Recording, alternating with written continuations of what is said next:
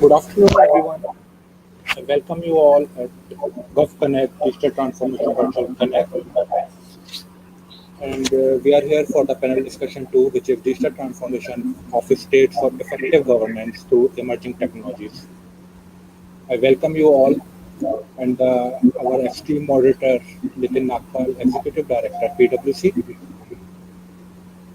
Mughda, Sinha, Secretary, Department of Science and Technology, Art and Culture, Rajasthan, B. Sundar sir, he will join shortly, Special Secretary, Department of Electronics and IT, Andhra Pradesh, Kumar Vineet sir, Special Secretary, Department of Electronics and IT, MD, UPDESCO, Uttar Pradesh, Amit Sharma ji, Special Secretary, Department of Forest, Ecology and Environment, Jammu and Kashmir, Dr. Lalthlamuana, CIO and Joint Secretary, Department of Information and Communication Technology, Mizoram, Santulan, Chaubey, CISO and Joint Secretary, Department of Information Technology, Delhi, and Revati ma'am, CEO, GOUP Electronics Limited. Welcome everyone.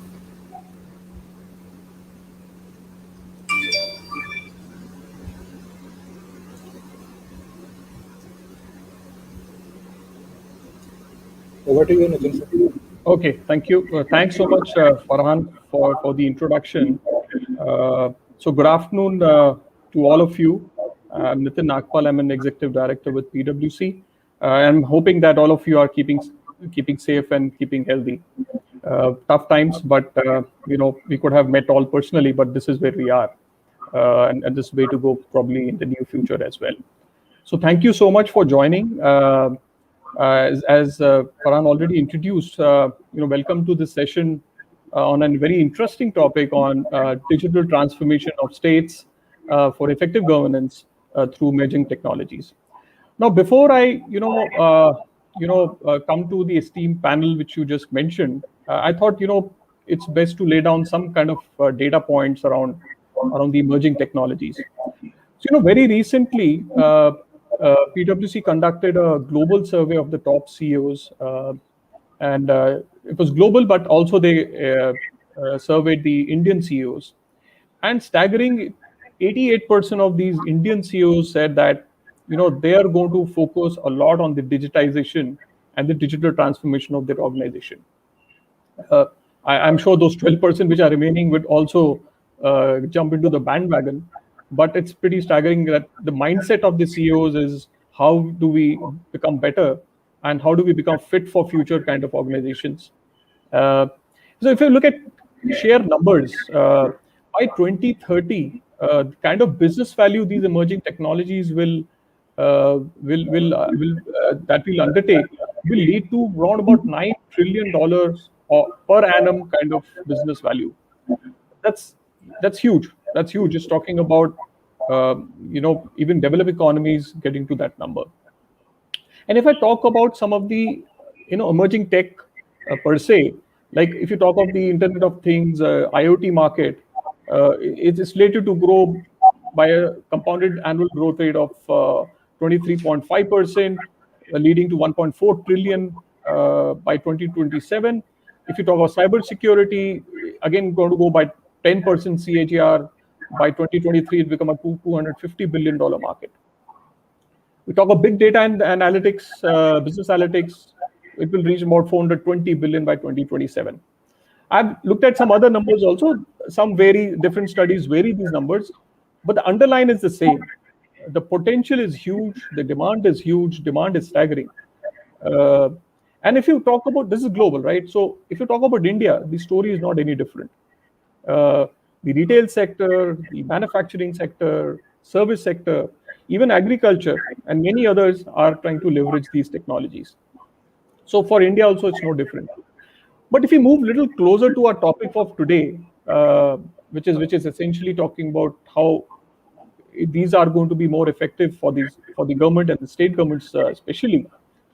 We've started to see the state governments that started to explore new ways of adopting these futuristic technologies in the fastest possible manner. In fact, Niti Aayog recently took out a national strategy on AI. So that clearly shows there's a good start, but obviously a lot can be achieved. I would also highlight one more uh, if I may say, byproduct of this is generation and increased generation of employment and and investment opportunities within the states. So it's not just the technology alone, but it has got definitely economic value and leading to improvement in the employment, improvement in the investment in the state. So if you look at all this at the background, so let me come to the question saying that, so what is in it for the government? Government of India, with the state governments, what is it for them? Is the think tank really very bullish the way we are talking about it, or they have some other views? Uh, have they commenced their journey of introducing emerging technology in their area of work or their state? And what has been their experience while doing this? And lastly, what more needs to be done to make sure the government makes full use of this potential and this opportunity which is right in front of us? So, without taking much of our time, uh, uh, while I've laid the background, but it's very important to hear our esteemed panel, which I'm just introduced. I'm really privileged to have discussions with them, and I'm really looking forward for this conversation so that we all you listeners and myself, we will learn a lot out of this. So while Fahim has introduced everybody, I just wanted to say we have representation, let's say from Rajasthan, Ms. Mughda Sinha would be there. I don't know, she's joined for now. But how Bhamasha has already undertaken e-Mitra Plus is being known in the state. I am sure they're looking a lot towards emerging tech to make use of that. We have Mr. Sundar, again from Andhra Pradesh. They're talking about Vision 2029, and they're even talking about setting up emerging tech universities. And very interesting to see what they're doing out there. UP again trying to create a vision for next 5 years. So we will have Mr. Amit Sharma, who's the CEO of e-governance agency, Jammu and Kashmir. Again, they're looking forward to a lot of investment in the state. So it will be interesting to hear from him. We have Dr. Lalthlamuanaa, CIO and Joint Secretary, Department of Information Technology, Mizoram. And I know his vision is to really enhance employment within the state, in getting investment in the state through use of technology. And I'm sure he'll have a lot to talk about on this. And we have Mr. Santulan Chaubey, Government of Delhi. He's the CISO and Joint Director there. And he's already talked about that he's going to showcase some good work that Delhi government has already started to undertake. And we have Ms. Revati Kumar, who's the CEO of Goa Electronics Limited.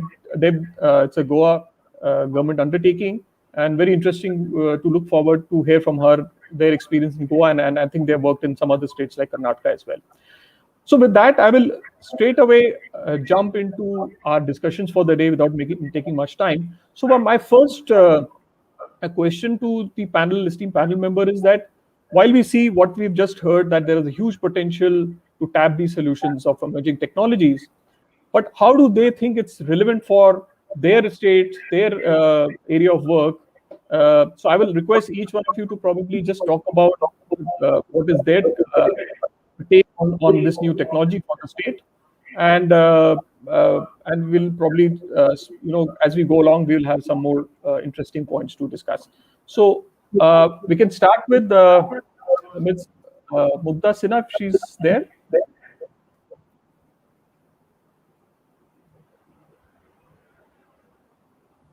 Okay, I think she's yet to join.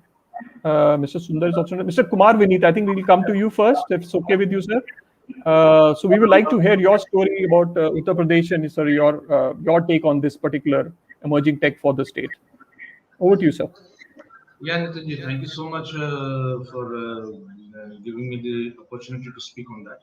And it was really very interesting. I would quote your line in this that it's not just technology, but the economic value pertaining to it that is really very important. Yes, we are definitely now working into it because given the scenario, the state governments have to discuss that part as well, and they have to cater to that part as well. That any emerging technology should juxtapose with the financial part, with the revenue part as well into it. Well, the ecosystem that we have in Uttar Pradesh is we are concentrating a lot on government to citizen services. More than 267 services are there. Now, the idea behind is that we have to surpass these challenges by using technology which we face. The most important challenge is to leverage the service that we provide to the citizen at its nearest doorstep. So for that, technology has to play a very important role, but at the same time, the technology and service has to be transparent. Number one, it has to be very smooth and very efficient, and it has to have its own level of security perspective, so that if I use the services, it doesn't affect me as an individual or as a person or whatever. So, with these ideas behind, we have entered into this concept of using the potential of emerging technologies. And in UP, I must tell you, if I just give you one example, the Internet of Things we have recently adopted. There are so many other technologies we are already into. The chatbots are there, artificial intelligence, voice researchers are there. There are certain virtual reality issues. We have so many internet, these social media platforms. We're using it for spreading information as well as everything. Internet of Things, for example, in the mining department, we've just introduced very interesting that any mineral that passes through our IoT, we can just detect the vehicle number, we can detect the mining mineral that is going into it, and we can just illegally tap it, the illegal mining operation that is going on. And yes, we have translated it into huge amount of revenue, and it is the process is still going on. It is still in a process of crystallization. But I just wanted to give you one example, which is slightly different from what we have already been doing. Secondly, as I said, that we are into government to citizen services, and it has to be very efficient. So we have our center of common service centers. In each and every revenue village of Uttar Pradesh, we have at least two, if not two, at least one common service center with good level of fiber optics penetration at the village level, where the citizen-centric issues can be availed by a citizen, not going much beyond its place of living, and in a very secure way, in a very transparent way, and definitely the services will also be very, very better. So this is what we are thinking of. That yes, in the emerging technology arena, we have huge potential that we are exploring. Very recently, we are working on the cyber security part as well. We are going to have our own policy in the coming week or 2 week or so. And our state data center, which is very effectively working, it is now getting into the cloud-based as well as physical data center as well. Just a post technology, we are coming up with it. So yes, one more example, if I can just, if you can permit me, I'll take not more than 1 minute. Mukhyamantri helpline, Money Mukhyamantri helpline, we have established. Now, the end user, he might be having a very ordinary telephone or a mobile, that's it. Now, the services that we are providing through health department, through agriculture department, through direct benefit transfer. So we have to take care of the benefits that are going to be delivered to the citizen, plus a feedback mechanism also. So to reach out the citizen, we have taken help of technology part as well. We take inbound and outbound approximately 1 lakh calls every day on Money Mukhyamantri helpline. Through this, we have tapped the entire COVID-19 issue. We have tapped the entire direct benefit transfer schemes, and we are in a process of getting into the other issues of what should I say, individual beneficiary schemes as well, which the government of UP is taken into. So, in a nutshell, yes, there are very huge potential of information technologies, emerging technologies that we are coming up with, and we as a state government are using these technologies for the benefit of the state, for the benefit of the citizen, and yes, we are trying to keep the revenue model as well into it. Thank you.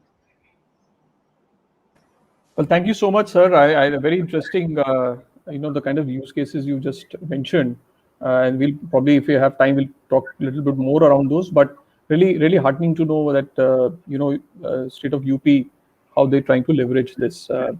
So from UP, sir, we will come to Far East, the Northeast side, Dr. Lalthlamuanaa, Moana, sir. So what is your view, sir, on the emerging technologies for Mizoram and Northeast as a whole? Over to you, sir. Thank you very much, Nitin. As far as Mizoram is concerned, there are huge potential opportunities to top e-governance solution using emerging technology. When we talk about emerging technologies, I think it's about the blockchains, AI, data-driven governance, and so on and so forth. Like the blockchain can help to improve our government financial management system, issue of land settlement certificate, public distribution system, supply chains management, and healthcare system, and so many things. There are a lot of opportunities for this actually. In artificial intelligence, that can help us, various sector of government, to improve our education system and healthcare system, law enforcement, and customer services, weather forecasting, recruitment process, intelligence surveillance, and traffic controls. There are a lot of emerging technology applications here in the government of Mizoram. There are potential opportunities also.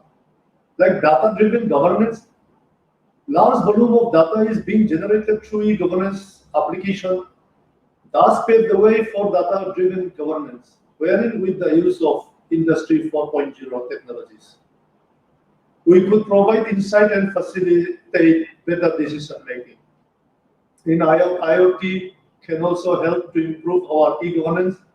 IoT, industrial IoT, and edge computing are growing at an incredibly fast pace and have become an integral part of our daily life through applications such as intelligent tracking system in transportation, industrial wireless automation, public safety, personal health monitoring, and healthcare for the aged community.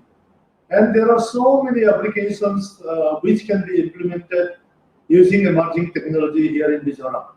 So for the industry people, we invite those who have a good solution in IoT and in emerging technology that can be implemented here in Mizoram as well. Thank you. Thank you. Thank you so much, sir. I think you pretty much talked about the relevance to the state when you, sir, talked about using for PDS, healthcare, traffic control. Pretty interesting because these are very, very relevant and very, very. In fact, some of these smart cities have started to implement the smart traffic system using AI. So, very relevant, sir. We'll come back to you and maybe take more thoughts around this. Now we will come to the heart of India with Delhi, and Mr. Chaubey, sir, I know you have very interesting things to share with all of us. So over to you, sir. We'd like to hear from you first on this emerging technology as a governance mechanism too. Thank you very much, Nitinji. Thank you very much inviting me here and having such a nice panel here to learn from them basically. Data is in the government always. From the beginning, data is with the government. Now, how to use it is a challenge. COVID has taught us what to do with data. Lots of data generated during COVID, and we have to have it. I'm not giving example of other services. I will give you after that. COVID, because we learned how to live in the COVID, how to deal with that, and how to deal with the numbers. The lots of numbers in COVID which came. Data was coming from different sources. Data was coming from SDM office. Data was coming from health department. Data was coming from hospitals, and all data was collating at one place. For oxygen, we are taking data for your beds, oxygen beds, normal beds, ICUs, and number of the availability of the data, number of the availability of beds. All kinds of numbers were basically hitting us. What we did, we put all the sources of data, collated at one place, and started analyzing the data. What happened in second wave is happened. For third wave, we have to be very much ready. And I will tell you, data will save us. If we are having properly analyzing data, we will be in the better position to handle corona in the third wave. If we are not able to handle the data, believe me, we are in the trouble, because data is very important, not having, but getting conclusion for that. making decision making out of this data. So what we tried basically, we have created a portal, Delhi fights Corona. Just I will show some two, three. If you give me 30 seconds, I will just show the screen. Then I will encourage you to go to this website and just go through and give a suggestion if you can do something more with the data. So just I will Sure, come sir. here. Thank you, sir. Please go ahead, sir. I will That's very here interesting for us to see. screen and Delhi government. I will go one slide back so you will know the website is Delhi fights corona.in. If you go to this website, this is gives lots of information, and I am sure every government is giving this information. Here is the analytics, live analytics, how we deal with the data. Okay, and what we have taken here, that it is collecting live data from various sources of data generation, like active cases, daily cases, trend of positive cases, simple. Uske baad we are having oximeter distribution, and this is data almost live. There's a frequency of data which is updated by the sources, and this website is doing nothing but just simply fetching the data from various sources and giving analytics where you can play with around. You can just play and you can see what is going on. Last 7 days, last 30 days, last 3 days, and this is the glimpses. So we are still working on that, and this is the preparation for the third wave. I told you earlier that we should be ready for such kind of information available.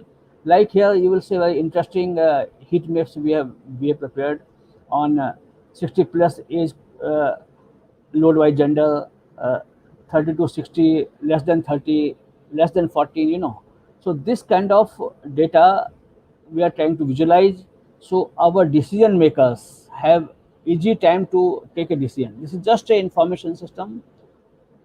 On the basis of that, the officers, the decision maker can take a call. Okay, so just I will encourage you to kindly go visit the site. If there are some suggestions, please let us know how we can improve it further. That is the basic idea of showing this site. So there are many. I will not take much time because many speakers have to speak on that. So I will come back on that. And like Mr. Vineet is told from UP that lots of parameters are there, like transparency is there, like doorstep services are there. So just I will take 1 minute and doorstep delivery also. In Delhi, we have experience of having doorstep delivery, where lots of services we have started. 100 services we are providing doorstep, where you have a birth certificate, death certificate, and many things you can order at doorstep. We have got our own call center 1031, which we call it right now Corona Healthcare. You can ask any question, every question you will try to give answer over the phone call. Many calls in the lakhs coming every day, and we are handling it. And what we are getting ultimately, we are getting lots of data which has to be analyzed and used for future. Thank you, Vineet. I think it is sufficient. Absolutely. Thank you, sir. It was lovely to see things in action and not just words. And I am aware because I stay in the NCR region. I know the kind of difficulty Delhi government and Delhi as a whole went through in the second wave. And glad to know that we're preparing for the third wave. Although we are all hoping that there is no third wave, but still better to be prepared than being sorry later. Thank you so much, sir. We'll come back to a little bit more thought around this. Now we will come to Sriti Kumar, CEO of Goa Electronics, and I think you've done a lot of work in Goa, and I read somewhere maybe in other states as well, Karnataka and others. So would love to hear from you in terms of your take on this particular topic and how relevant is this for the states. Over to you, ma'am. Yeah. Good afternoon, everyone. And Vineet, thank you so much for this great platform where all of us are connecting over a very important topic. How the emerging technologies are really transforming governance. It is very heartening that RBI had predicted that by 2025 the country would be seeing almost around 1.5 billion transactions per day through UPI.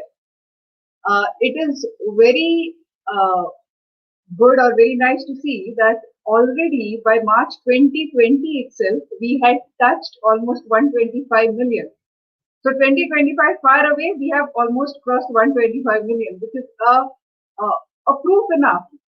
Another thing, our Arogya Setu app, downloads were to the tune of almost 127 million. So it's proof enough that every emerging technology, because governance in itself, whether it is central or state, the span of activities is from education to healthcare to aviation to railways. So the applicability and the playground for these emerging technologies are best in the government sector. Specifically coming to Goa, in fact, because we thrive on tourism, Goa as a state thrives on tourism. So AI plays an important role here. And as Chaubey ji rightly said that during COVID, we all realized that how important data is. And for us, as we rightly say that now data is God, we realized all that how important it is to have good data. So in case of AI, analyzing the patterns of all of the tourists coming into the state, the domestic as well as the international. So there, in layman's term, there is something known as a Form 11, where all of the hotels across the state are supposed to tell the government that these are the tourists coming into the state. So based on this data, today the state is able to analyze when does the tourist from France like to visit Goa, what is his period of stay, which season does he come into, what kind of activities that he does here, and based on this, wonderful policy decisions can be taken to promote very specific related activities to those sects of tourists. So a very peculiar kind of specialized implementation of AI is happening in the state here. Besides that, of course, implementation of GIS is happening at a large scale in the state of Goa, and blockchain, as we discussed, in maintaining registration of property, and the contributive mutations to this is also being happening through blockchain in Goa. So in varied areas, in varied sectors, a lot of work is being done in the emerging.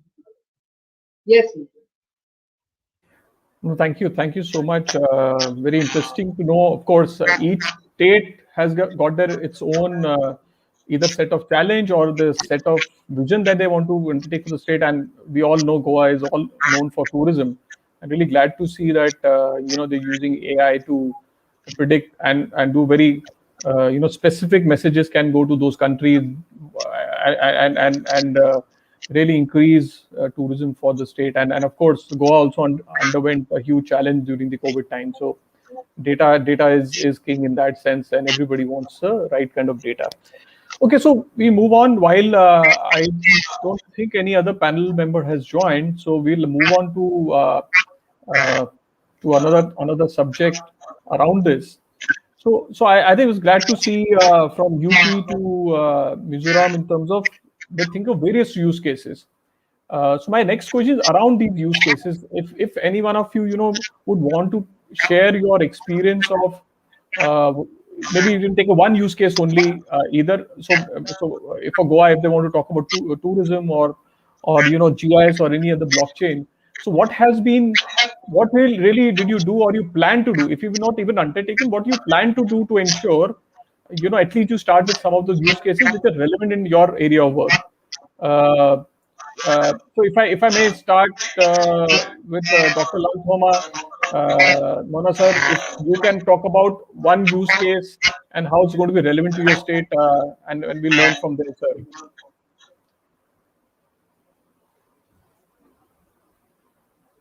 Okay, sir. As far as Mizoram is concerned, we have experience with artificial intelligence last year we have developed some COVID-19 apps, in which we have positive contact tracking system. So that is one of the example where integrated automation is applied for decision making. As a person, information are provided in the system calculated whether the citizen belong to primary high risk or primary low risk based on the predefined selected medical condition. That is one of the application of artificial intelligence where we have applied in the COVID-19 apps. And data analytics, we have developed our own content management system, which have got awarded national award. And we integrated with Google Analytics. That Google Analytics provide us with plethora of information regarding visitors, country of origin, devices, time of visit, place visited, and frequent of visits, etc. These analytical data are then used to monitor the performance of government departmental website, and based on which respective online performance are evaluated. This we have used the data analytics. And as far as this IoT is concerned, we have implemented zonal tank level detection system, and we use Arduino power and remote devices having ultrasonic sensor, which is fitted at the top of the zonal water tank. The sensor detected the travel duration of the ultrasonic signal to the surface of the water and then calculated the volume of water. The device sent each signal reading data to the remote server using GSM modules. We have integrated this Arduino with the GSM modules. So this is quite extensively used. And the other one is remote power monitoring. Low-cost Android phones are deployed in remote areas where each device is always connected to a power plant. As soon as power signal toggle and apps installed in the phone send power status to remote server, the data are then integrated to see the power status of remote villages. What is the uptime of the power and downtime of the power that can be seen real time. These are the applications which we have implemented so far using emerging technologies in Mizoram. But we don't have much experience in blockchains. But we are thinking of implementing a blockchain in our land settlement certifications and other things also. Thank you, Nitin. Thank you, sir. Thank you. I think it's a huge learning what you just talked about in terms of what you're implementing. I'm sure as we go along, if we have time, we'll also talk about that. Thank you so much, sir. We'll move to Kumar Vineet, sir. Sir, if you can talk about any one particular experience, either citizen-facing or IoT you mentioned on mining and mineral, any of the experience that you had, if you can share with all of us, that'll be great learning for us to really see, can those things be replicated in other states? Yeah. Any one example, sir? Sure. Thank you so much for giving me an opportunity. In fact, we have, I was just thinking about your question. So we have got, I would like to share not one, but three experiences on three different platforms. Now, first is the Mani Mukhyamantri helpline. We have developed a forensic trail of each and every call that we have. Every call that we have a forensic trail of it. Call comes to a call center or we give a call to a call center. So any problem during COVID-19 or even at the present time also has three types of reaction to it. One is that the problem is not being solved. Other is that problem is acute and it has to be addressed immediately. Another 1 hour, 2 hour, 3 hour, 4 or 5 hour. And I must tell you, we have got n number of success stories on it.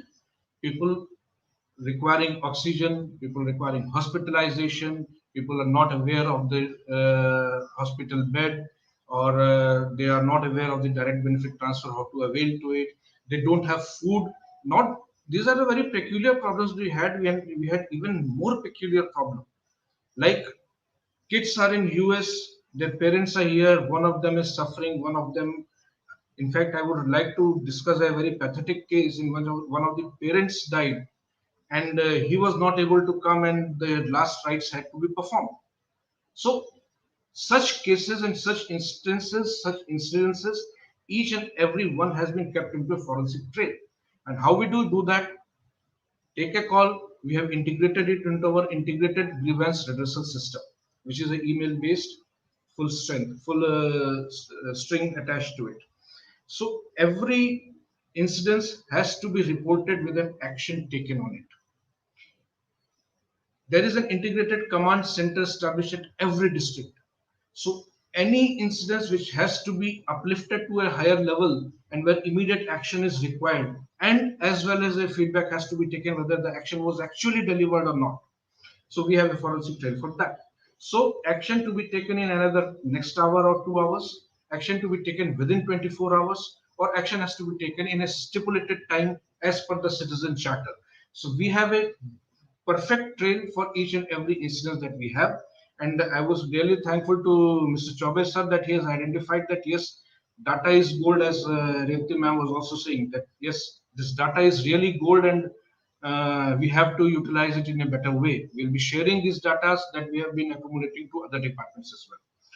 Second case that I would like to discuss with you is revenue administration, management of land records, management of land record codes, which we call in Uttar Pradesh's revenue code, where the subdivision officer or tehsildar or commissioner or collector, they perform their court activities up to board of revenue. The entire court activity, each and every level of court activity is on technology platform. The moment you file your case, you start getting information of each and every level, notice sent, date fixed, appointment of the next date, order to be uploaded, each and everything in revenue administration, including Khatoni as well. Any updation in Khatoni, everything is online in Uttar Pradesh totally. You can apply for Khatoni, you can get Khatoni, you can apply for a mutation, you can apply for every services that you can think about. Land records is there on on this platform in a very transparent way. Everyone is aware of it. So this brings it down a lot of anomalies, why should I say, or the issues that were with the staff and things that were covered because of the opacity of the system. This has come into a transparent phase. Now, there is no need to go into someone or your lawyer to what is the next date, because your mobile is already registered. You will be flashed with the next date in your mobile itself. So these are the interventions on revenue administration part. Last third thing that I would like to give you and share an experience is that is service delivery. Recently, we have introduced POP machines, point of purchase machines, and more than 90% of the purchase of wheat this time was through these POP machines. So each and every kisan was authenticated. Each and every kisan was authenticated to be genuine. There was a registration facility. They were aware of the date. That was also through this IT technology based platform. They were aware of the time. They were aware of the center that they have to come, and money was automatically transferred to their account once it was delivered, once things were taken care of. So POP has been a good success. Although we have POS machines also, point of sale machines also, orderly functioning in the food department, in which we deliver the ration to the through quotas to people through these POS machines, in which each and every individual is recognized. More than 99.2% of the entire PDS delivery in Uttar Pradesh is through these machines. So duplicacy is not there, transparency is very much there, and there is a very congenial way to get an idea of what is actually happening at the ground level. So this has been the intervention of technology in UP in terms of service delivery, in terms of grievance redressal, or in terms of the customer government to citizen service that we can think of. Yeah, please. Thank you. No, go ahead, sir. Go ahead. Yeah. Just to add to it, we are also coming up with our policy interventions, because that is very important. We have our information technology and electronics manufacturing policy. Then we have our state data center policy, and UP is one of the leading states in data center policy, which we have already incorporated in our system. Now, this data center policy is aggressively involved into pursuing not just employment, but that revenue input towards the state as well. We are targeting more than 20,000 crores of investment in another 1 or 2 years once our policy procedural things roll down. And we already have more than 8 requests of expression of interest and requests from different stakeholders regarding the data center policy in Uttar Pradesh. So to sum up, we are trying to make government to citizen services, focusing on them as much as we can to make it as user friendly and as simplistic as it can be. Thank you, Nitin. So glad to hear the focus is very much with the citizen, because I think that's what where you started from saying focus has to be around citizens and their how we improve their lives. And many of the examples as you took, I think, is all about making their life simpler and not difficult in the earlier scenario. So technology will definitely play a good role. And one interesting point you mentioned about policy, although I had a subsequent question, but I think you raise a very valid point, because policy will enable all this, and hence I'll come to that, how important it is and what has been planned at the state level. But coming to Delhi, sir, Mr. Chaubey sir, if you can also talk about at least one such example, a little bit more in detail. How did you go about it? How did you plan the whole thing? It's okay if you can take this data analytics on COVID also, because that's very relevant for us. And how did you get, because sir, while we all know data is important, but how do we really capture this data? Because you need to have this data almost near live data that you would want, because decision making has to be in such scenario has to be pretty much very quick and almost on hourly basis or a couple of hours basis. You need this data. So what are the things you looked at while designing that part, or maybe another example you want to take? Be happy to hear from you, sir. Well, thank you very much. The most important thing in data capture is automation. If you depend on data entry, then you are likely to make mistakes. Where the sensors come in picture, where automation comes in picture. Although it is not possible to go 100% on sensors, but in case of medical emergencies and bed availability in the hospitals, where it is very critical that instant entry of vacant beds is made. If we are not making instant entry of vacant bed, it means you are denying somebody the availability of bed which is actually available. So in manual data entry, it is always gap of half an hour, 1 hour. The discharge report comes, then somebody is entering data, and after entering, it is publishing, right? So that much of gap is there. We have tried in 1 or 2 hospitals automation of that. The sensors can tell you that yes, this bed is now vacant. The backend process will go on. The discharge report and other thing will take place, but at least we have got indication that bed is getting vacant. Right? Bed is getting vacant means it is available for other person. They will also take time, because Delhi, although a small geographic area, but it is very difficult to reach in time due to traffic and other things. So if I am getting indication at a right time that yes, this bed is going to vacate, and I am in the queue. There is a queue process also. So the real use of sensors is in the data entry, in getting the data, in a real-time basis or near real-time basis. What Nagpal have told is correctly that data entry is very important, and if it is real-time, there's nothing like this. So the use of sensors, use of IoT, like Mr. Kumar was telling, that is the best thing to fetch the data from them. That's number one. So we are on testing basis. We are doing it in 1 or 2 hospitals. Even in PDS, we have done this thing. that instead of measuring through some balance machine, you are just measuring through some machine which have got data connected to the computer directly. So if I'm measuring half kg, it is coming half kg directly into the computer. Nobody is entering that you are giving somebody half kg and typing 2 kg.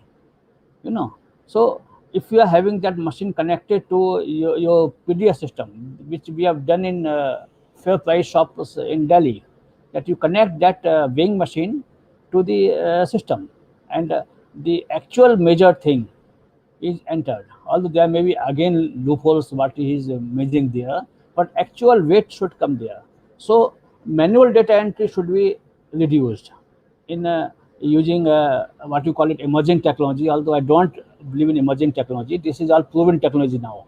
So how long we will keep on saying emerging technology is also a question. But these technologies we must use to reduce manual intervention as much as possible, and we are doing in many projects. And I told, like our website I showed you, I'm not showing it again because it is just that website you see, and many things we have done automation, like web services are the tool to automate the data. Second, sensors are tool to fetch the data from there. So these technologies are to be used. Now just I will take 2 minutes for blockchain also, because I am CISO for my state and I have to see that everything what we uh, get is secure under data protection also. So getting data is again easy.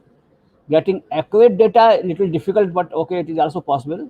But how to uh, analyze this data is possible, but how to secure is most important, because in medical emergency you are getting very very sensitive data, you are fetching this data also. So it's the responsibility, we have to make some rules, we have to follow the protocols, that data, personal data, sensitive data is not at all available other than the purpose for which it is taken. It should not be available. That rules are also coming for that. For that, Delhi is doing something one step ahead. We are going to set up a data lab here, data lab for entire departments of Delhi government. That data lab will be used uh, as lab to analyze the data, to ensure data is protected, and also to ensure when data is not required, it is not kept. Because that we have to strictly follow the policies led by government of India, led by very policy makers, that data should not be retained after it is used for that purpose. So the idea is to set up a centralized lab. अभी क्या होता है कि PDS is having separate data, health is having separate data, and there is no centralized processing or analysis of this data. So we are proposing to form a Delhi Data Governance Authority, which will have a lab basically, and then we will start learning from others also, and do some kind of where lots of analysis and lot of process can be done. But I again say that use of emerging technology, I'm not able to understand if somebody will, how long we will say it is emerging, because emerging is not good word in the government. We have to use the proven technology. So we use proven technology as much as possible. But emerging world, I don't know what is mean by emerging. I would learn from you all big people here that what you call it emerging actually. If somebody can answer that, how you call it emerging technology? Means what is emerging actually? I don't. I feel poor in that. No, sir, I think you. Thank you so much, sir. I think you raised a very important question, and honestly, I had personally not even thought about it. So I think you twisted the whole the concept, saying it's no more emerging, but it's very much there in front of us. I think probably the term was coined when thought was that there's a great potential.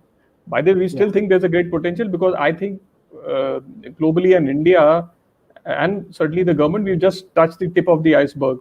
So maybe in that sense it's emerging, but absolutely point taken. How long till we will we keep saying emerging, where many of them are going to be a proven technology, and we should say, the digital transformation through proven technology maybe could be the right coined word. Maybe in the next such similar session we may change topic into saying proven technology. But good point, sir. Thank you so much for really twisting the whole discussion. But that's the beauty of this, having all wide opinions and thoughts.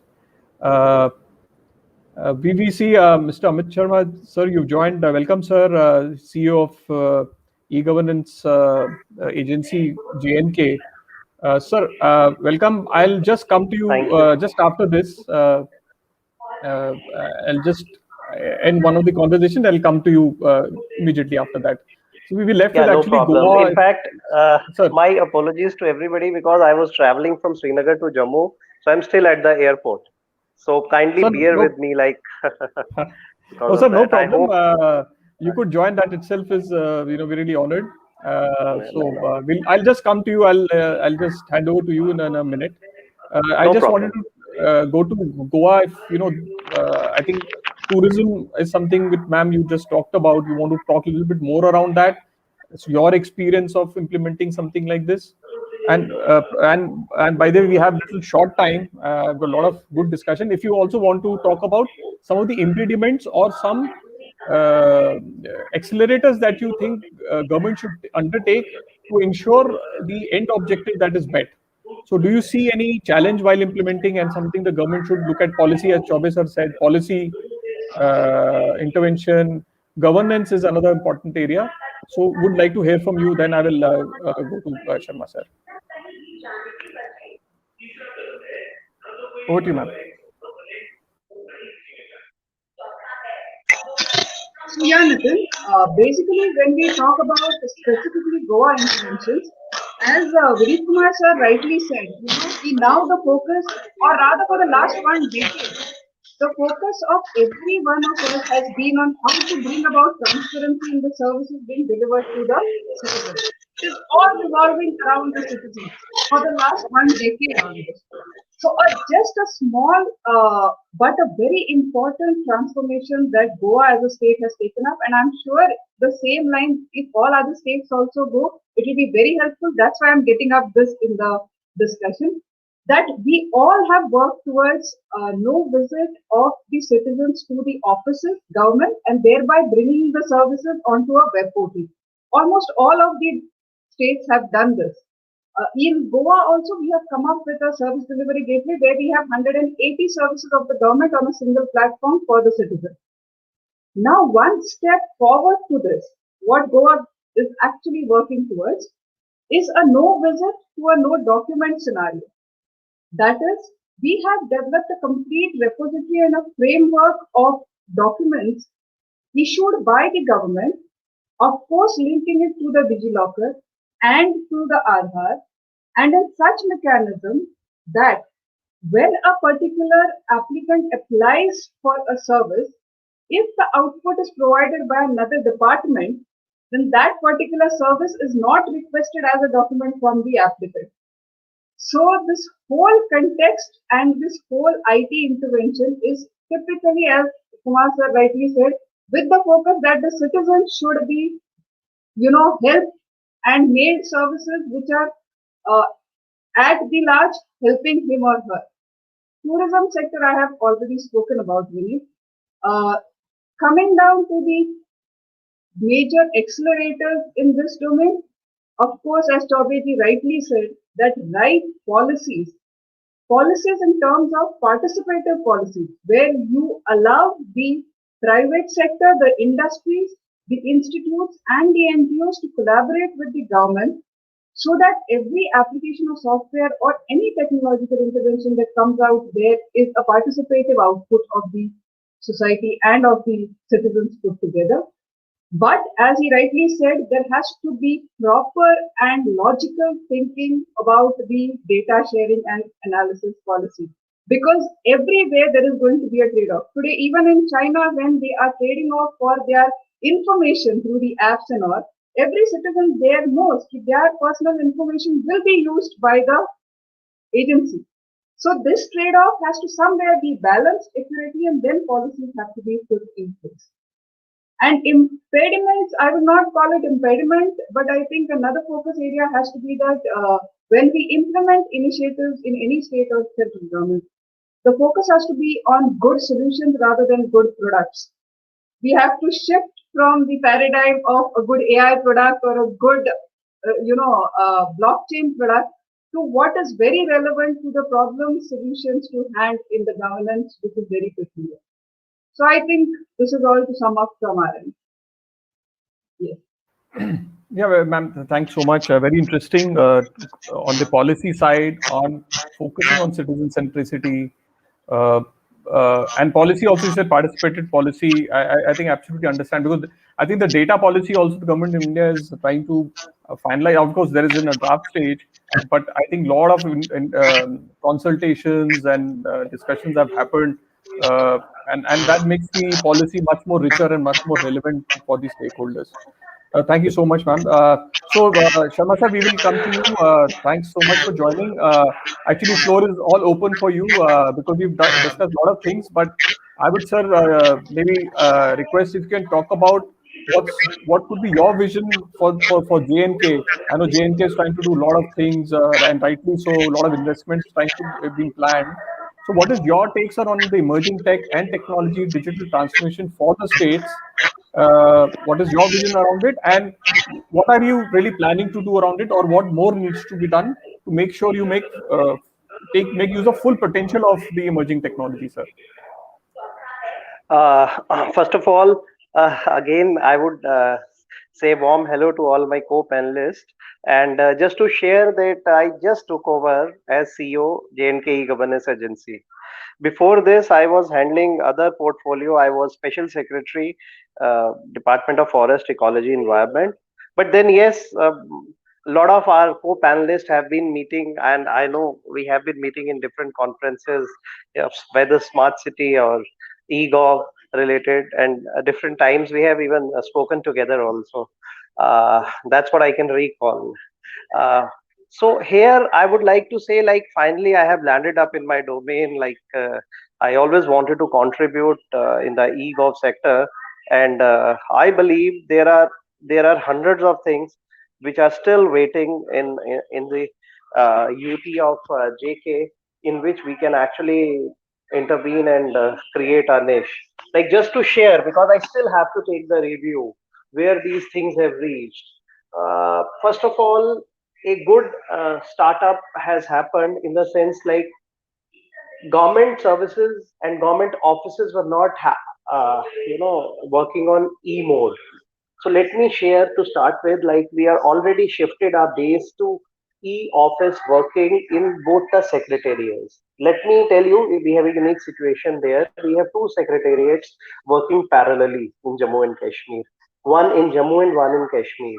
Usually the practice used to be like, we used to be doing things 6 months capital would operate in Jammu, that is the winter capital, and 6 months in Srinagar. So capital used to move, but then at the same time, what used to happen, like, capital movement files used to go physically from both the places. That is, the departments virtually used to move across 300 kilometers in the hills. So now we have successfully implemented to an extent e-office. That is, the files are moving online, data scanning happened, and secretariat has gone to e mode. That is a very good beginning, because it was hanging on for years together. This is one of the contributions that e-governance agency has done. Similarly, a lot of other activities are happening, like swan projects are going on. Then you have that these days education mode has completely changed, so we are in coordination with the education department for online education to the students. Now you see all services, there's a paradigm shift. Like, earlier, why I'm so happy in this era, although there is some disadvantage, like we're not meeting together, but only virtual meetings are happening. But overall, see the difference. Like, e-governance is enforced upon the public earlier, or in the government sector, whether it is G2G, G2B, B2B, or whatever, G2C, whatever you call it. So now e-governance has become the norm of the day. I had been pushing for these reforms last so many years in different capacities, when I was MD SIDCO also, when I was transport special secretary also, or in different departments.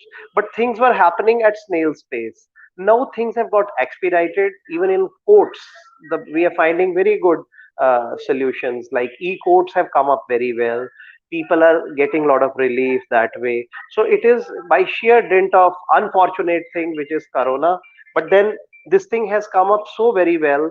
Like now we can say that it's on a takeoff stage. So I believe at this time this responsibility has been given to me, and I feel happy and glad that this responsibility has come at the rightmost time. There would not have been a better time for me to take over as CEO JakeGA, JNK Governance Agency.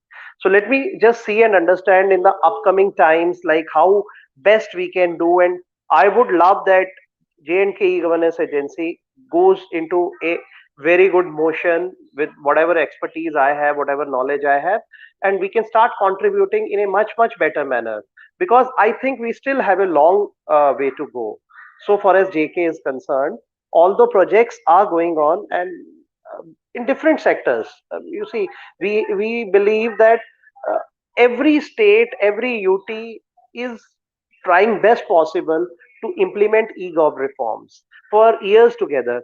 But this somehow, my focus is on this only again, that this situation, there's no better situation than this one. And then I would say, always I'm a proponent of saying one thing, that e-gov reforms can be best implemented if we go for M governance model, and that too I would say using very small little things like USSD coding, that is meant for a common man using a Nokia 2210 base model. See, that is you all may be aware that 1 2 3 4 numbering, just like IVR kind of thing, so that every person sitting at the last mile gets the advantage of e-gov reforms. See what we are doing, sitting in boardrooms in our offices and trying big things. Let's think about the last mile user, how it can reach to that person. That is my perspective, and that would be my focus in the coming areas, as you were just asking me. That would be my perspective, and I would love that all corporates visit. It's the quality services should come, and the best possible players should join us in JK. I would like to invite everybody, all national players, even global players, who can come over here and make a difference. As CEO JakeGA, I can assure you that best level playing field I will give to all consultants or performers. These days, GEM is there. We absolutely face no problem in hiring any kind of services, whether it is related to software, hardware, or any kind of thing related to successful implementation of eGov here. So that is my perspective. Just to begin this fresh innings, like it just came. I went to Srinagar for a meeting in Forest Department and coming back as CEO e-governance agency, and I think nothing better than joining a digital transformation conference as in the capacity as CEO e-governance agency of Jammu and Kashmir. So once again, I thank all of you for having me on board. Although that time I believe now I think is the best time for me to start contributing, and I welcome all of you, your suggestions, everything, wherever you believe you can pitch in. You're most very welcome to come to us, and we would welcome all with a red carpet to JK to come, perform, and give your contribution towards the eGov reforms. We'll welcome all. Thank you so much. I think you touched the right note in your, I mean, when you just started your stint, because participating with the private sector will be equally important, because they bring in a lot of investment, technology, manpower. So I think you touched the right note. I mean, any emerging tech or technology we talk about will remain uh, just on paper unless you really look at this. And second important part you raised, sir, is how do we reach to the last mile? I think we all are solving for that, and that's Yes. the important thing. If that last mile has received our service, I think we've achieved somewhat, at least a major milestone. Uh, Yeah, so very so very I important point you just a raised. last word. Like Sure. I just that's what I am saying.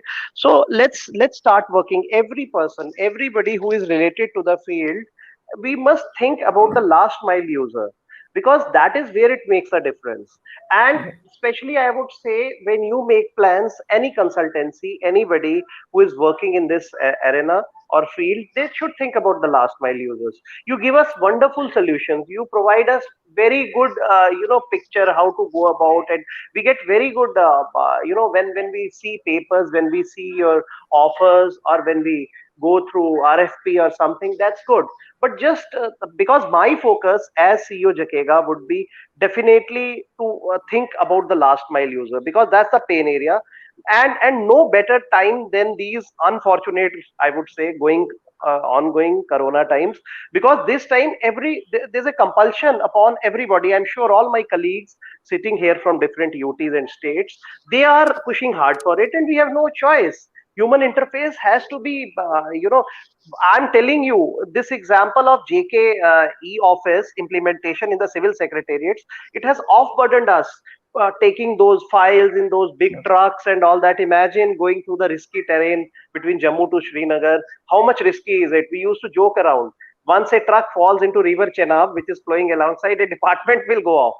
Sometimes we used to even joke around like this. And then think about the seriousness, the security issues, the transportation, the cost involved in the whole process. So everything, this is the time we think we all must go for the step next.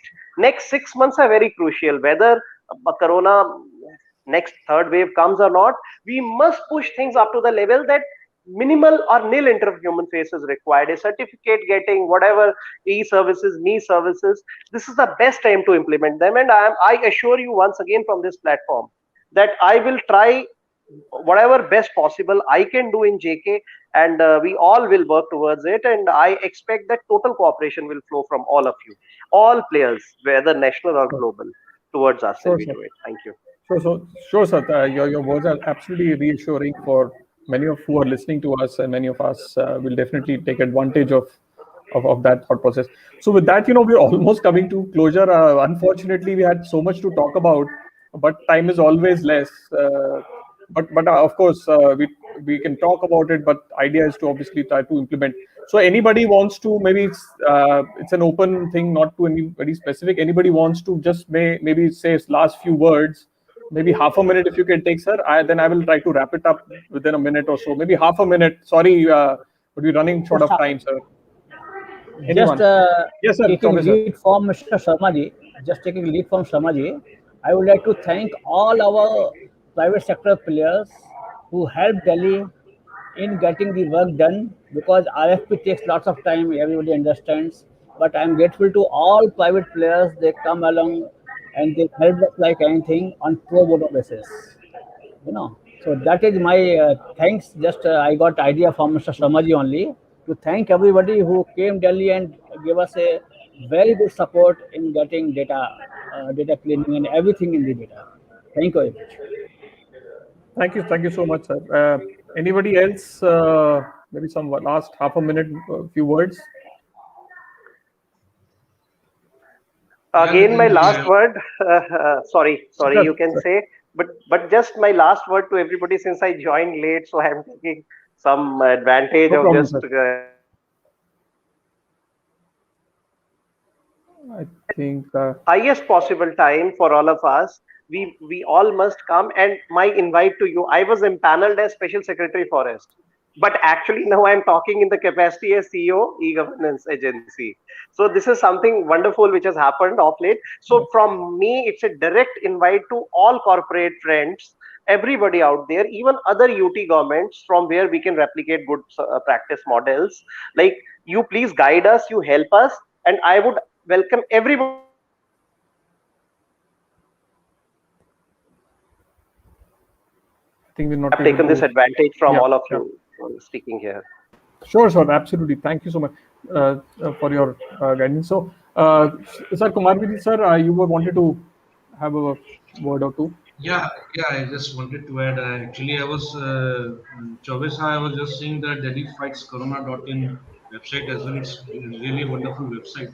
Though we are still facing that challenge of developing our system to a dynamic website, because everyone must have most of us must have used the Oyster card, and even after 10 years down the line, I'm still receiving whether the Hammersmith line is closed or not, or whether there is a strike and everything. So I keep getting Right. involved into the system. So that the dynamic information website is our next challenge. And I offer my services in this regard with Delhi as well, because now Delhi has developed into a downtown. Unless and until Delhi develops along with Gurgaon and Noida and Ghaziabad, that concept can only flourish if we get into this internet platform and involve into it. Emerging technology is always nice for us. 2001, when I used to chat to my fiancée, it was 5 rupees per minute. Now it is 300 rupees if I can get 1.5 GB data card to bear. So within 20 years, things have changed a lot. So I think that is what technology is emerging. Now everything is here on a mobile, in my smartphone. What was not there on at least 20 of the computers. So thank you so much for giving me an opportunity, and this is always very interesting to come to technology platform.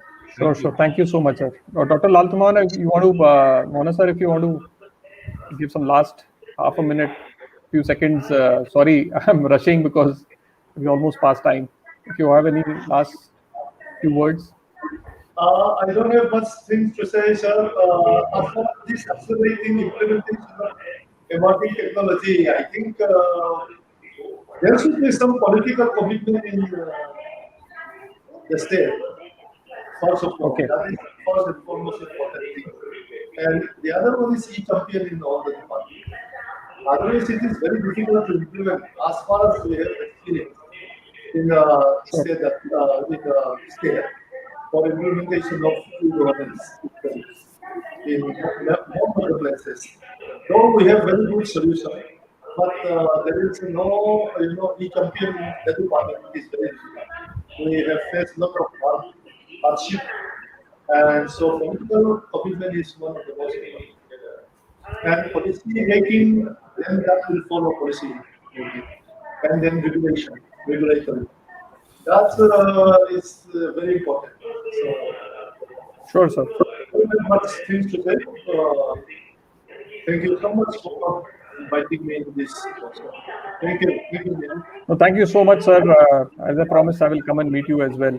Uh, so I think time is really short. I will just try to wrap up few things which I had in mind, and great learning for me as well, personally speaking, listening from all of you, your experience around this. I think the key things, if I want to really wrap it up, is how do we better our delivery of our services to business, to citizens, and rightly put with Sharma sir saying the proof in the pudding is seeing how that last mile is getting the benefit out of this, and not just some of the ones who can access technology. Other part which I thought we discussed very well. So this technology is not about just technology, but it's all about how do we generate employment within the state. How do we make sure investments are coming in the state? I'm sure brand building of the state also is going to be very important going forward. I think one important part which we didn't have time was on capacity building. I think that is something which I feel is going to be very important. How do we create a talent pool? How do we encourage entrepreneurship? How do we encourage these startups? I think we just talked about is going to be important going forward. And finally, how do we ideate ideas, thoughts and solutions, working with the society, working with the industry, working with on various policy interventions, going to be key for going forward. So with that, I will wrap up today's session. Really interesting session, and I would thank each one of you, all the participants, the esteemed panel here, and sharing your experience and your thought process. Really, really, really happy to hear all that, and we have exciting times ahead. A lot of us will work on this going forward, and also thank to all the listeners and GOUP Connect to get all of us together. So thanks for him and team to get us connected. Over to you, Fahim. But thanks a lot. It was enjoyable for me personally speaking. Thank you, Mr. Nagpal. I think so. You did a very good job, basically moderating this eminent panel with such eminent speakers. So I would like to thank Mr. Lalthlamuana. I hope I have pronounced your name correctly, Doctor. And Mr. Santulan, Chaubey sir, Revati ma'am, Kumar, Vineet sir, and Amit Sharma sir. Also, we at GOUP Connect would like to congratulate Mr. Amit Sharma for joining as CEO JakeGA. And I think so we are Thank lucky you. to have this will be your first platform where you are joining as a CEO and attending the conclave. Thank you, sir. Yeah, And all the I best. have attended so many of conferences in without this capacity. So I hope I'll be able to contribute more. Wonderful time to be with all of you here. A lot of Sure. learnings. Thank you. Thank you, sir. Thank you, everyone. Thank you. Thank Thank you. you. Thank you. Thank you.